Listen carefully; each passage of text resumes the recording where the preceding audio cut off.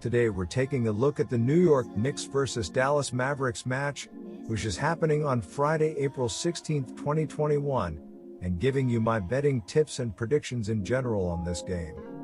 Welcome back to High Stakes. Let's get straight into it. Also, don't forget to subscribe to get notified as soon as we release these sport prediction videos. The New York Knicks will be looking for their fifth straight victory when they take on the Dallas Mavericks on Friday. New York defeated New Orleans for their fourth straight victory on Wednesday, 116-106. Dallas defeated Memphis on Wednesday, 114-113, snapping a two-game losing streak. The Mavericks are the favorites at 5.0 points. The last time these two teams met, back on April 2nd, Dallas defeated New York 99-86. The teams have split the last 10 meetings. The Mavericks host the Knicks on Friday night in the second and final meeting between these teams this season. The Mavericks beat the Knicks 99-86 on April 2nd at Madison Square Garden behind a game-high 26 points from Luka Doncic. The Knicks go into Dallas with a season-high 4-game winning streak after beating the Pelicans 116-106 on Wednesday night in New Orleans. The Mavericks are also looking to build on Wednesday's win, during which Doncic hit a ridiculous buzzer-beating three-pointer to give Dallas a 1-point win over the Grizzlies. So here's my first betting suggestion for that game. The New York Knicks continue to win and cover numbers, especially in the underdog role, and yet they continue to get no respect from odds makers. The Knicks only lose by an average of 2.7 points as underdogs, and they win by an average of 0.2 points on the road. The Dallas Mavericks have run hot and cold all year, and they're losing their last 5 games by an average of 2.6 points. Odds makers seem to have very little respect for how well New York has been playing of late. They have not just won 4 straight games but beat the Lakers, the Pelicans, the Raptors, and the Grizzlies. Plus, it came within 3 points of beating both Boston and Brooklyn. This is the team playing exceptionally good basketball thanks to their great defense. The Knicks are 6-1 ATS in the last 7 meetings in Dallas. I think when you have a great defensive club like New York that does a great job on the boards, eliminating second and third opportunities at shots, the score is going to be close. My first betting advice for that game is to pick New York. New York took a 1-point lead into the half and extended it to 10 on their way to a 116-106 victory over New Orleans. Julius Randle led the team in scoring with 32 points and added 8 rebounds and 5 assists. Taj Gibson had a great night on the boards, grabbing 10 rebounds, and Alec Burks came off the bench to score 21 points and added 7 rebounds. Randle, one of the frontrunners for the Most Improved Player award, is coming off consecutive 30-point games for the first time this season. The Knicks will also need Randle and Barrett to step up as playmakers. They are more than capable as distributors, as Randle's assist rate, 26.9%, ranks in the 98th percentile among bigs, while Barrett's, 13.8%, ranks in the 80th percentile among wings. The Knicks will also need to continue playing elite defense while secondary scorers step up. Reggie Bullock's shooting will be key for the Knicks, as he is making 43.1% of his three-point shots and scoring 13.5 points per game in April. Both would be personal season highs for any month this season. His shooting will be important for the Knicks to space the floor to provide Barrett and Randle enough room to slash to the rim. Alec Burks has been hit or miss recently, having scored 19 or more points or 8 or fewer points in the last 8 games. If he can give the Knicks sufficient playmaking, they will have a great chance of pulling the upset.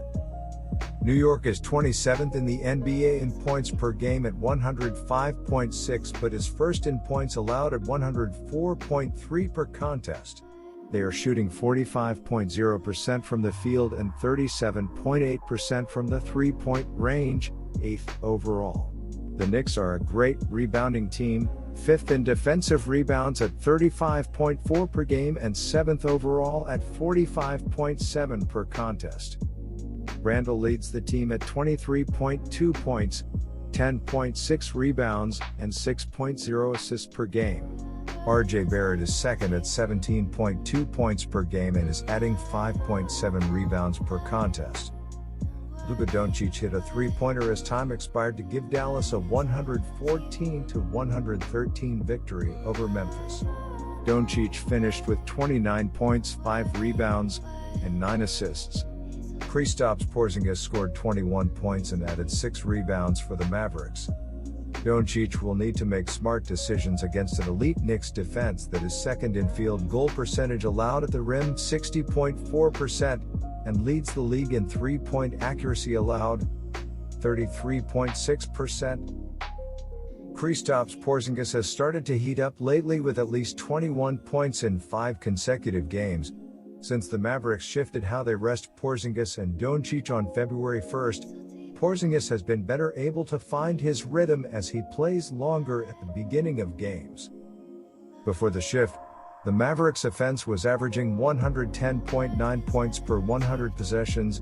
This would rank as the 17th most efficient offense this season, but since then they're scoring 117.8 points per 100 possessions, which would lead the NBA over the entire season in offensive efficiency. While Doncic and Porzingis will be key against the Knicks, players like Jalen Brunson and Tim Hardaway Jr. will also need to make shots and step up as creators when Doncic is off the court. Brunson, a contender to be 6th Man of the Year, has been incredibly efficient this season as his 126.1 points per 100 shots rank in the 99th percentile among combo guards for cleaning the glass.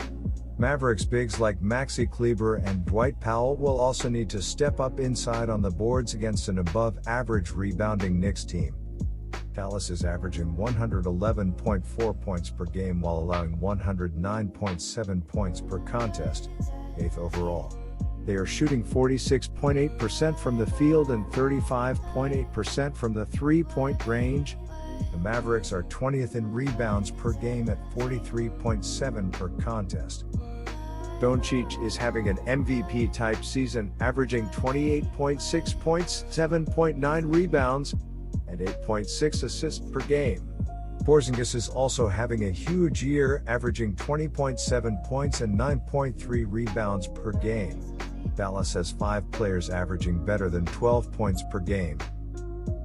So here's my second betting suggestion for that game. The Knicks are 6-1-1 ATS in their last 8 games against a team with a winning record, 4-0 ATS in their last 4 road games and 22-8-1 ATS in their last 31 games overall. The Mavericks are 4-1 ATS in their last 5 games as a home favorite and 1-4 ATS in their last 5 games overall.